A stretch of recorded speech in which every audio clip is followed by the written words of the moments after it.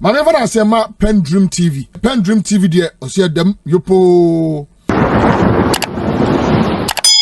Alaska adia sin say the president can say cocoa farmers deserve respect. Right. And for that case, they must be paid in sika or deserve. And abayin society sasem no say it's a cocoa board for 70% of whatever price you can turn abonting. That promise was kept. That is why President Mahama Ka said cocoa no FOB price at the time now is $7,000. $7,000 no Otuye emu 5,040, which constitutes 70% of the FOB price at the cocoa farmer. Unfortunate side for cocoa farmer, and they say at the time I don't know, yema mu 70% no, na dollar no about from. Enti so we gauge against sikan esen komunya 5,500 to 6,000. Senka dollar ni 16 cedis. Na dollar reduction no one empe. Because in as much as every will import, your friend is saying will export boy den no import so boy den. Emma nipa no more to or my muno. So the city stabilization, I bring the economy to a certain level where there is this uniformity. To price, cars and then as a form, never boaba form. But one way or the other, cocoa query or only 50 million and not all pagino. Nensanka because of the dollar rate. And this we a journalist now radio as soon as I will discuss it this cocoa bono because just say a buying rain farmers and one. You will tell them say the promise was to pay 70% of the FOB price, which has been paid. That's right. Omutia FOB price in the 70%, the price was higher in Cote d'Ivoire. So there was another adjustment. Buying the kakrabi, I think 200 or something to bridge the gap. Sabaya Ghana income the cocoa and from Cote d'Ivoire. So that is where the debate must end. Then the subsequent event, share see a bermu. Cocoa price, at the world market, starting at 7,000. 7,000, a drop it. The same said the last time I checked, it was around 3,900. Oh, good. So, 3,900, I'm moving from the 7,000 already. And dollar no so boaba from. So the government, what do you do? Are you going to pay the old price? Makato said the financing model Cocoa Board is using today, and just syndicated loan because ya and now what yes ya bontia more ya fly and then as for nam chroming.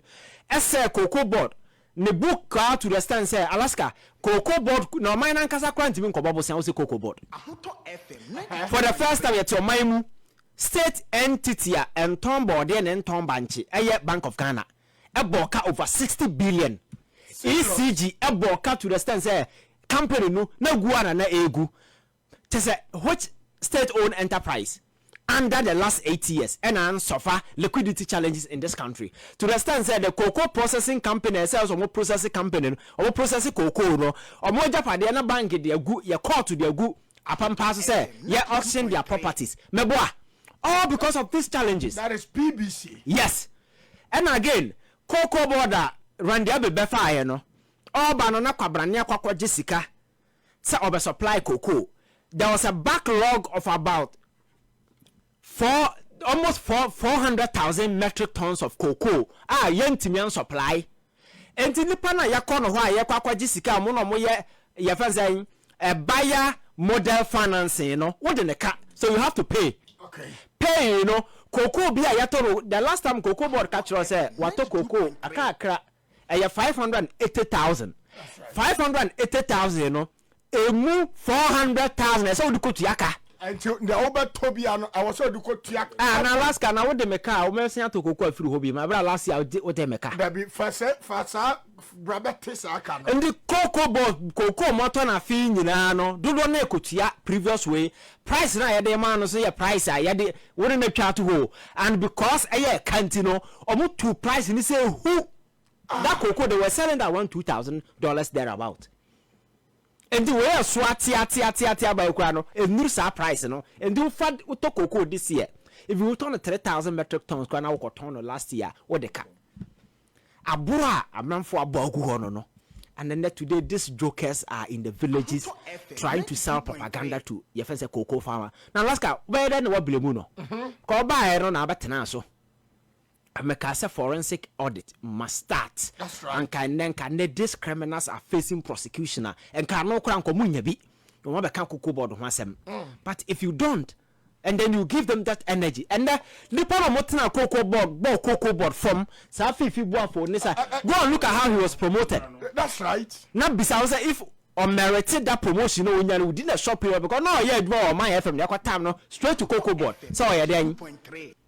Office of the winner saying like cocoa board contract. Every year, Tamaya, Yerene, Manum, and we destroyed virtually the place. The same people today have energy on radio, so and media people are engaging them, and they are not even asking them the critical questions. Sadly. So you ask the person, say, "What on a cocoa board send it here? Financing model no send it here." Because you see, I'm not say cocoa board, and yes, and I know John Mahama proposed to say, all the your guaranteed source of funding, I be locally based financing model. I cocoa, your friends say bond or they bar. Because I say cocoa board no, crime no me first of Benyasika. No one say me here cocoa by Jessica Cotobreme. Empty Ghana, you go boy in terms of this cocoa buying. Oh yes, you go boys. Because be that Nisika mine and I turn the Quacomano. Yes, Obisika no dia because you don't have any sustained financing model. Alaska, and I'm saying you go boy, you know. What promise you include for cocoa price? So what call your friend is saying world market now? Or no, he's looking at the price there. That's not right. Price at what promise you cocoa farmers. And this challenge, yeah, you tell me. MPP for this saying so Cote d'Ivoire is different from your friends in Ghana. Cote d'Ivoire is looking at the way I'm betting on cocoa, no, so because Ghana so. That's right. And again, nobody is buying. Turn what turn price ben or they turn about because price is not dropping every day, it is going down. Now they have even told the cocoa farmers they say almost store cocoa no. Yes, at the right time. Someone J are buying price in the yes. Send a world market bar. Yes. Anti cocoa no part buy no madi. Alaska. So it's a challenge. And this challenge way you are guilty.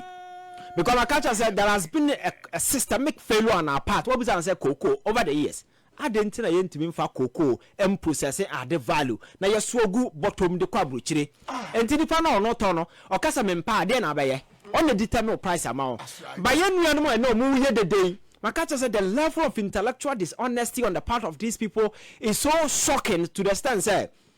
We'll go back to 2022-2023. Latter part of June, Alaska.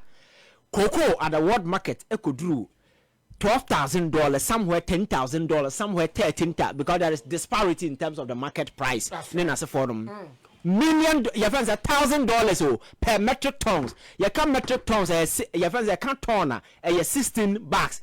Your friends say cocoa 16 bags and a year ton. That's right. So price from cocoa nya no. Cocoa farmer at the time sikani you channel 2,500.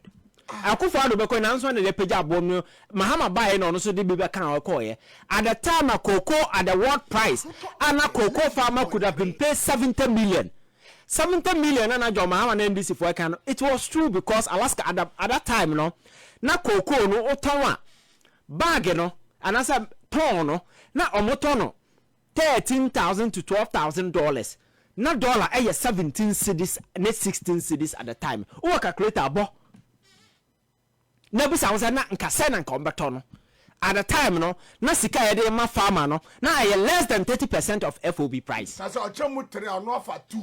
Na say aburu kra quarter. Onu no on dua cocoa. Yes. Na ye de sika no di nsem ene ma as a farmer nsaka ban na wo twam no say yamma cocoa farmer fertilizer na se for no nyina no on betena ho ewie na fertilizer na ye ton loko DC dem na gu ne garage. Samiaman a car Ghana boho and Alaska go and pick the Auditor General's report. Na cocoa board section. Na he sika yadi ye your friend is monitoring and evaluation. Kwabrania Saturday or cocoa inspection. Over millions of Ghana cedis. Serious administrative cost. Yes. And I yashino. And our mobile cost na cocoa board na ya overstaff no pa. That's right. As a cocoa board. Okoha nipa mugono do no na nya adwuma. Because you said that Pakiomo, Cocoa Board is overstaffed, almost 100,000 workers across board. Company na Obokano, but no star strength esun. Ndu ukwana na mwana akofie. At the end of the month. Yasu fidie obana be you obey the because aban no buy no and oil a man for off. And that's what they've done. So these jokers you hear today, moving from village to village, inciting farmers, you know, this is what they did. And to me, I said, John Mahama Baye, what take a certain decision, and la kwemu, not any reasonable justification. Then you have every cause to blame him. That's right. But the thing is that, isn't it a fact at the worst stage, you know, price that's what it? That's right. No, we've had the conversation, say Cocoa Board at the car. So the question is, should government continue to maintain the old permit? My catcher said the last time I told you, Mayor, because of the political backlash in India, I'll maintain the price. But the price is also say, once you decide to maintain the price, it means Cocoa Board now order Kamuno will continue to be over there. Exactly. Cocoa Board will never come out of the debt. No, yeah, Cocoa Board books can never be clean. Now what time Jessica baby? Again, Cocoa Board cannot take any undertaking because you need to present books are you good to be able to convince a banker or whoever for money. And that is another option. And again, you maintain that particular price in Alaska. Now you say a price in Cote d'Ivoire for there. Oh, that's right. So what it means is Cote d'Ivoire from Comonia challenge in Kenya or best for cocoa in Ghana. Now the same no say cocoa Ghana how can you cocoa kitwa among for the aba. That's right. Because so we regional sections now, some of the places I think they part like Volta regional cocoa in the season, you know, you can get about 70,000 your friend is saying your metric tons in Nasifon. Alaska, Opasisia Kohona Kwacheke, Ubenya over 300,000 metric tons of your friend saying cocoa. That is cocoa free fan ever. So these are some of the things that you need to calculate and make sure say price rationalization must be done for a long term you know survival of the Cocoa Board. Then there is the most important aspect of this whole Cocoa Board debate. Utie radio I want to utie debate be I want to among for more kasa ubia meka ho asem the subsequent reforms aba. See when John Mahama came 2016 and the power sector had challenges, he made it quite clear that he was going to solve it. And this Cocoa Board financing model, I've always been against the syndicated loan.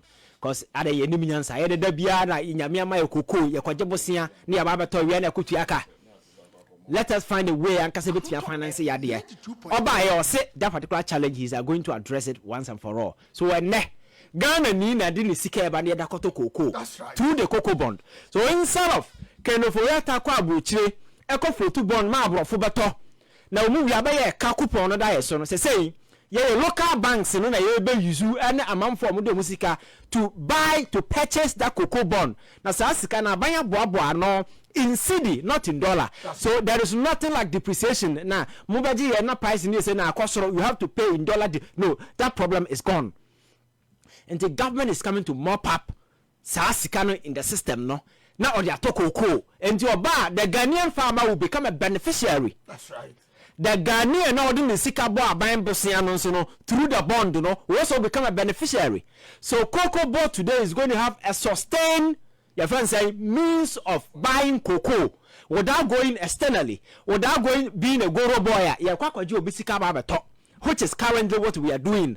Now you mean a sustained financing model. Henceforth, no Cocoa Board. Ebe ye the near my ye. And we a farmer and what is our same way. You should be happy. Because over the years, from Kwame Nkrumah Mirasu ne Kwame Nkrumah Nkoya Modaima, ye fa a name of Fui, Bebe Sika Fui. Cocoa Board in your home torn that. That's always been an entity I used to finance a whole lot of silly stuff. And if we are going to get that particular financing, your friends a model is sustainable. I think that is, and again, Alaska, one key thing over the years, you know, yabu ye gusuno kwanya political parties and say government FASO, SCC equia for in terms of how much they should be paid. John Mahama say, henceforth, what he's coming to do is or the legislation eco parliament. Okay. And the Mran say. Aban bia beba bia sa wona wo ye hwan yo na wo ye hwan yo cocoa farmer, no, you cannot pay the person less than 70% of the FOB price going forward. That is the world price. Yes. World market price. Yes. Okay. So say that's sorry, that's a world market price of cocoa per ton. $100,000, sir. The cocoa farmer is entitled to not less than $70,000. Okay. In Alaska, this is the conversation that must be drummed home for people to understand, sir. The current challenge, you know, Sankaya buying our cross current challenges, and I'll be able to offer cocoa credit. I will never come and sit here and defend the OP. That's right. But the fact is, the problem will be a free bar, and it's not just Ghana, it is happening in Cote d'Ivoire. But the only mistake a cocoa board the beer mechanic say, on buy on the mule one or tina, your father, Bonena Crufona Yanosono. Intiane, oh, sorry, nothing I was out to be and take you serious, or be and few.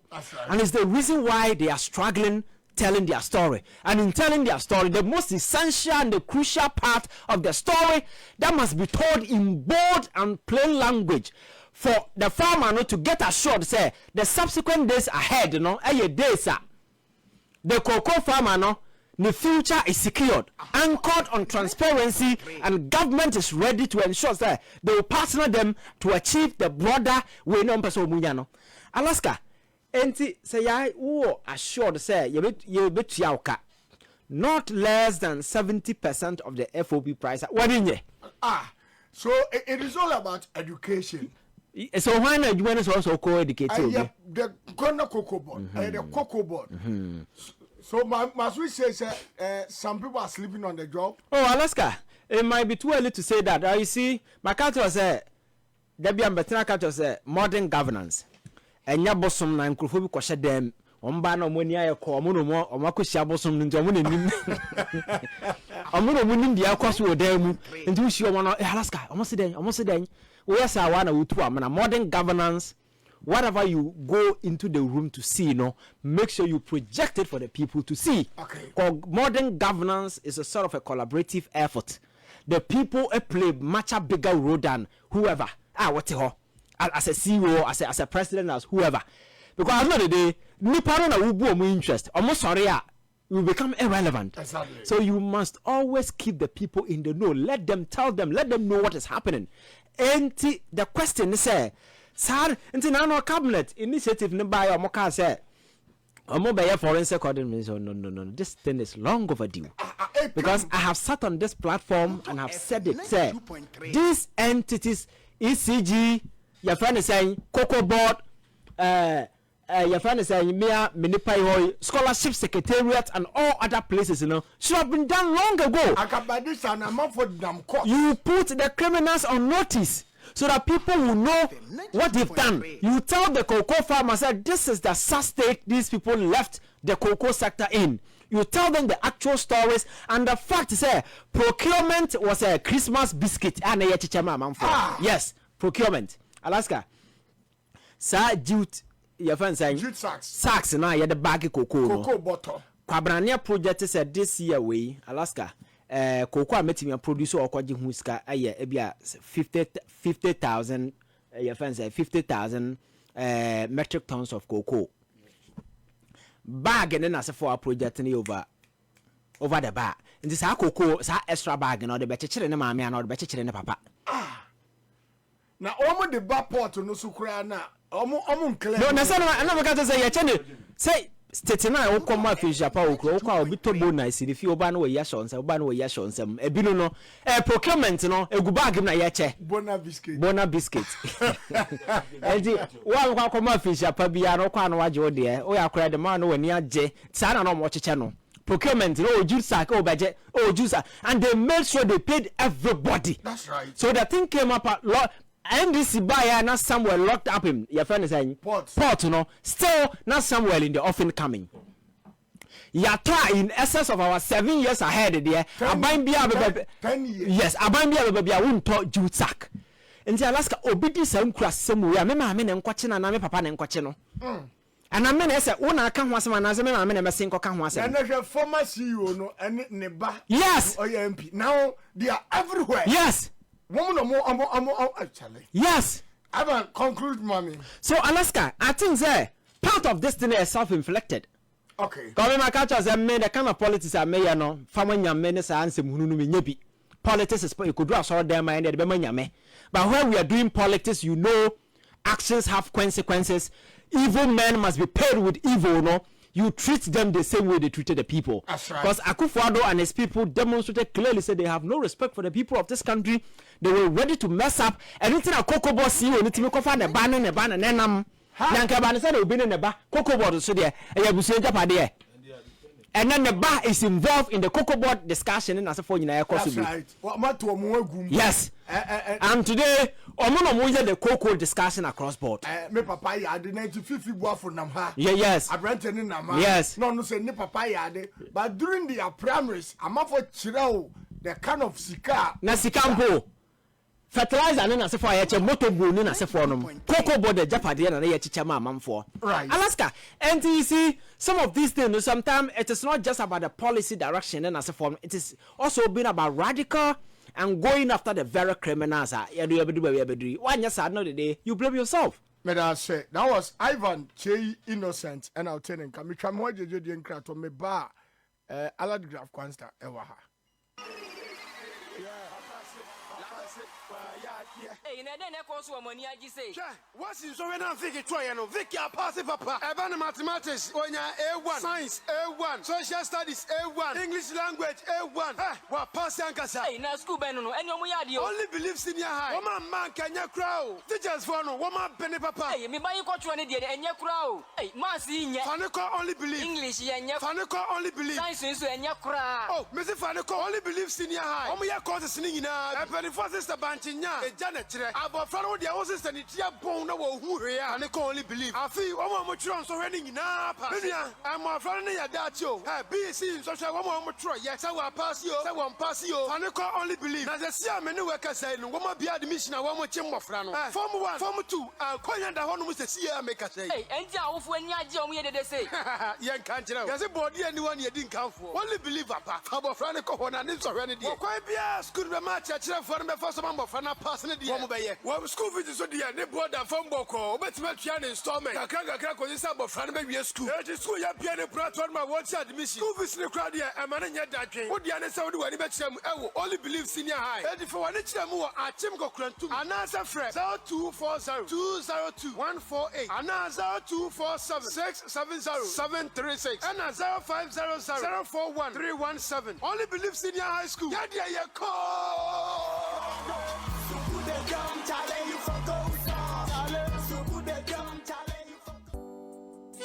Ebusia, woni so de hu se obesi dan awafi mu ana. Ene na me kanfo Heart Builders Real Estate e de amawo. Heart Builders Real Estate e dwumako a wono mo atonton ensase. Won ensase ni bi e wo Shy Hills, Tripoli, and afi Ningo Pram. Enije sema wo ho ne se won ensase e wo Tripoli ane Ningo Pram no ya tete so e de aba 30,000 Ghana cedis and 25,000 Ghana cedis. Oh, umpewe na upedie for 25,000 Ghana cedis. Pe Fabra ni yentwe ensase a eda Shy Hills ni bi enfama o. Heart Builders Real Estate wono mo san so tonton adansie any plumbing materials BAB wono mo ye architectural drawing biofuel digester borehole drilling roofing hwehwe Heart Builders Real Estate echirakwan ewo Ashaman woni Mandela Park no ene dinhwe ani mu for Heart Builders ewo homeiso 0591 599 006 ana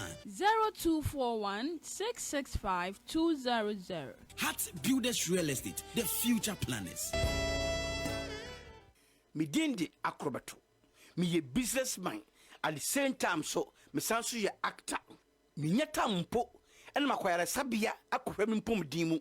Ekosi se dakro me ni me business for ehia ye meeting. Prekope me call off. Me call off me unhwi bio.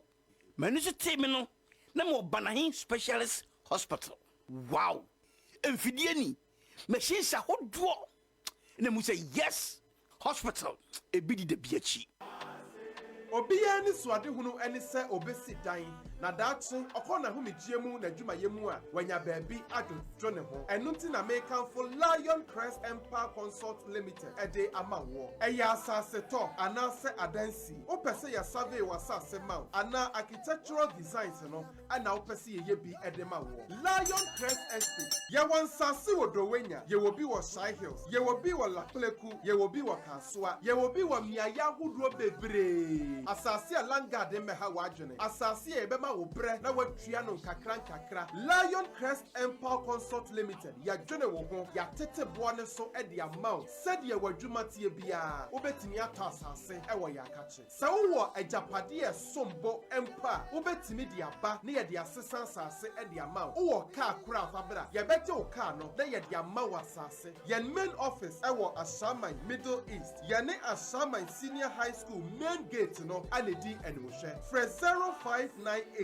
302 220 and 0547 450 863 and 0547 450 854. Lion Crest Empire Consults Limited, building an empire with you. Right, I'm sure welcome back live on the radio on 92.3 Eha and Ghana Kasa. Ahoto FM 92.3. Time check 5 minutes into 4 p.m. Before the break, we say Ivan Kyei innocent, and I'll tell you Kasa or the submission at the Amaye.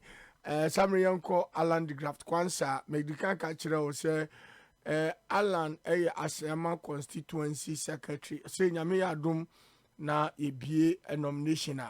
Obeko as constituency chairman, so constituency chairman hopeful. Maminka say NLA say we or catch again and Nibia say one ma aye one leak numbers bia our social media so nti so bi catch us or agent na fiscal wembra opeso bu faso. Friend number we 0266 087 966 and 0266 087 946 NLA. Ase kwampa ye faso di agro ye prepuntu ediba eye amembu na ose obto a to ne nyansem onya mfisha do otwe a yento Alan mayenko cocoa board hu sensem Alaska jedika no minche tifo na minche ashama fo nyina eja reorganization exercise ye ashama so de nyame aduma kam Sunday no ye tonsa after all party people omo ashama for a general meeting or renew. As Alaska the issue of this cocoa board I have an that's right. I calculation but I want to take it from another angle and the behavior of the NDC shouldn't be and this is not the first time Ahoto FM 92.3. Alaska Kapa say in the year 2009 na MPP abanwe abroka ayenema ensem fata to the extent say in terms of your kayedi to the IMF no they have underestimated it and what we came to me they bebe 2 year no hadia na bro adwene ntiase so and then the then finance minister Komlandufo was compelled instead of spilling out the beans no to see say the economy no is challenged. The real terms that was supposed to be used was not used just to cover up to give Ghana some safe face before the international monetary community. Now Alaska and now I'm not gonna say here. What are we even talking about? What are we even crying about with regards to this cocoa sector thing? Why? GM Makako told me Bokana.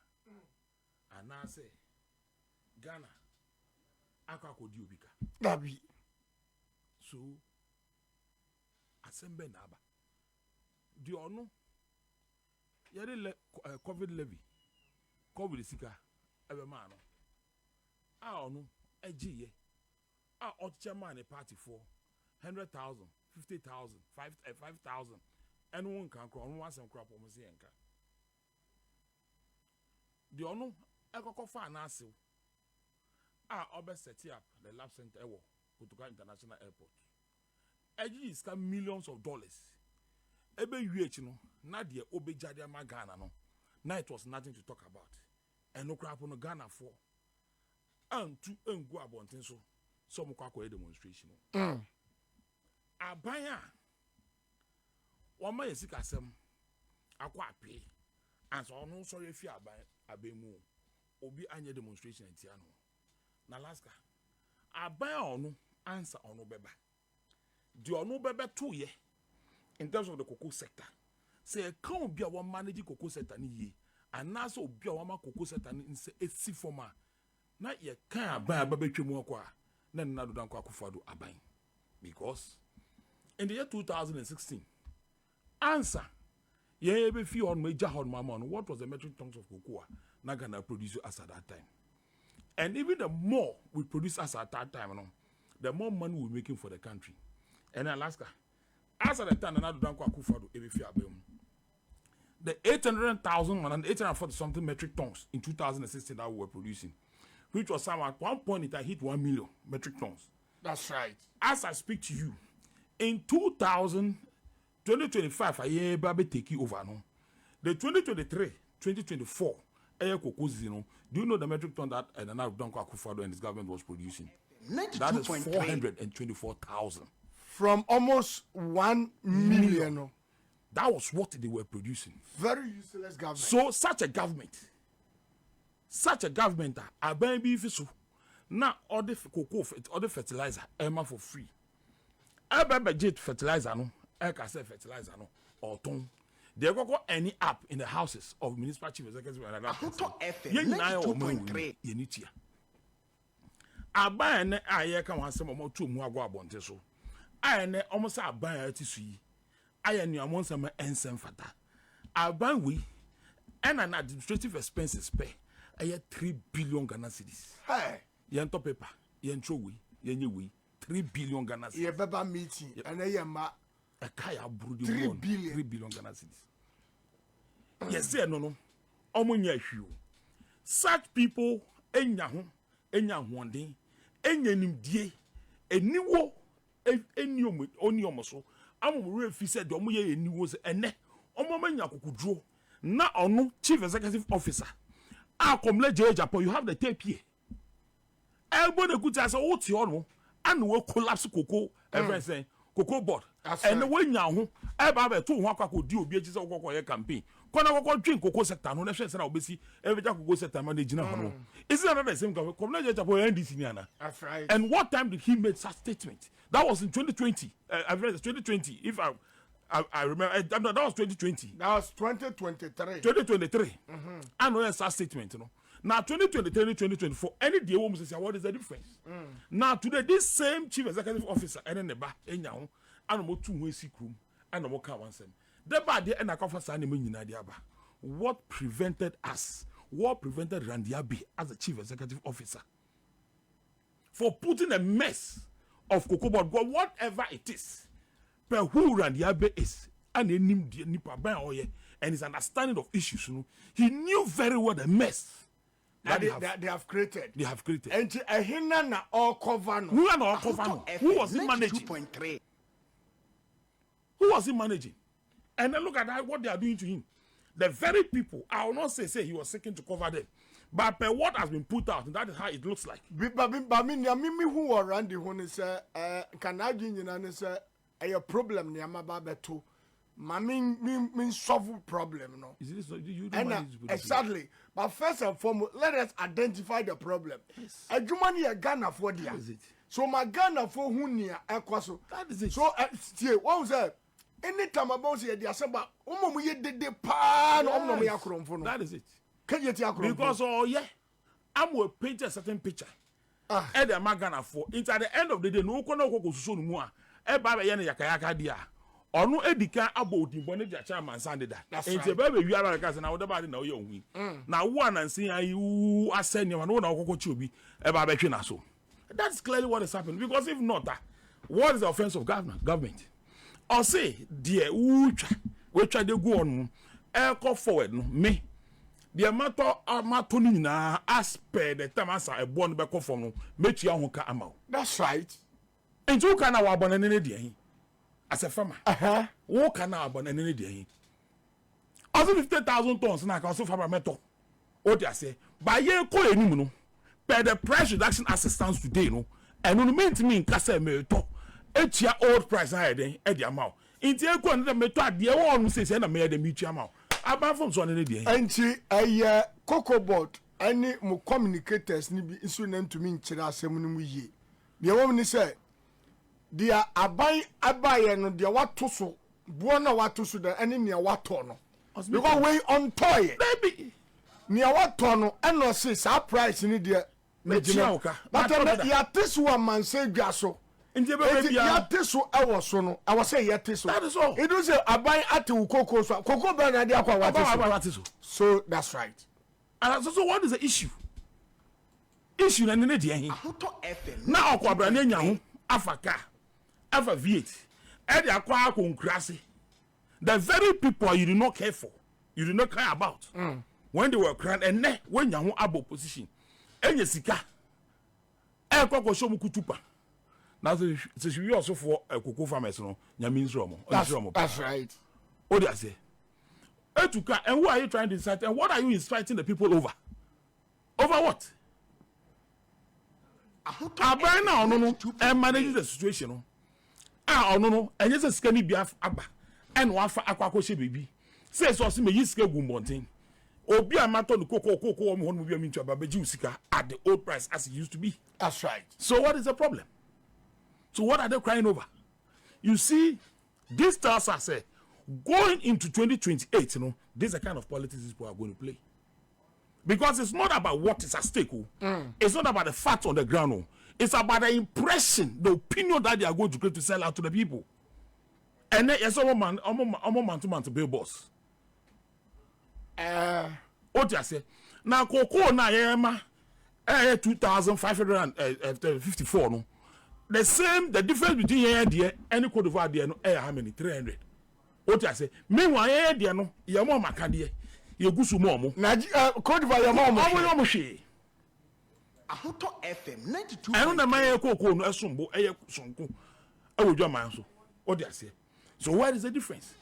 And radio stations are playing recordings of Cote d'Ivoire. I clearly show, say, look, what is going on? And yet be His Excellency John Dramani Mama and our born is room and the person of cocoa farmers and on the way to job. But it's something that is all over. But you see, Alan, I understand the pain and frustration, but the fact still remains, as Ivan rightly said, you know, it is someone sleeping on the job. That is it. And every institution, you see, when you are there, 1% more back. And one thing I like about the NDC is that one issue comes, they don't massage. And you'll be a Juma, you have found the Triana Hoka. In the first place, who quite now this issue say they are doing rollover. I deal with one can why you saying it now? 1 year.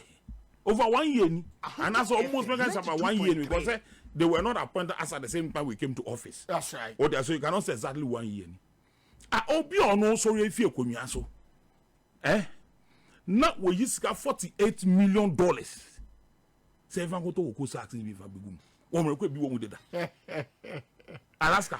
But whatever they are telling her, you said the Jago Jack 92. I afraid Japan Union na cocoa board, Nanko Muska. And then Momoba Moba Sorefis Nako board Edeka. And so Mosamun Tibida. Yeah, neighbor, and no, everybody was a more catcher Ghana for, and they are more kind. Munyan is a problem, you buy in Tina Moka. Not you. In Sewumbia, Sa Branton on the grass, and I can say, Naya Kaya, Jack 2 hormone. Here go this to get alone, I ain't to mention Yamoka, Jack 2 hormone. He not remember says the chess, I can say, Abana Saba to Sakana. That's right. Also, to get alone, I air cocoa G. A pension. I Kaya Brugu hormone. I sorry fear Kunyanosono. Say, Nay, Abana Saba to Cani Bioma. I don't think issue. So it means that there's a debt. But when most of their communicators are talking, I'm saying, yeah, I'm going to Jackabian toward move. Oh, no, but I said the tennis. Oh, never call of their bluff, what started prosecute. And that is all. Oh, that is all. And that, see, one easy answer me. Sign it in Nana when one. Easy sign and one. All the mess that went on in ECG. It's Yes, so the very people who are the actors of corruption in ECG, they are still there, they are making noise. They are still there, they are making noise. Dedi kama mamena Pendream TV ase. Na so far so good. Say open online portal e wo Ghana. Nipa share, nipa follow, nipa comment here. To my best of knowledge, without any biases, Pendream TV.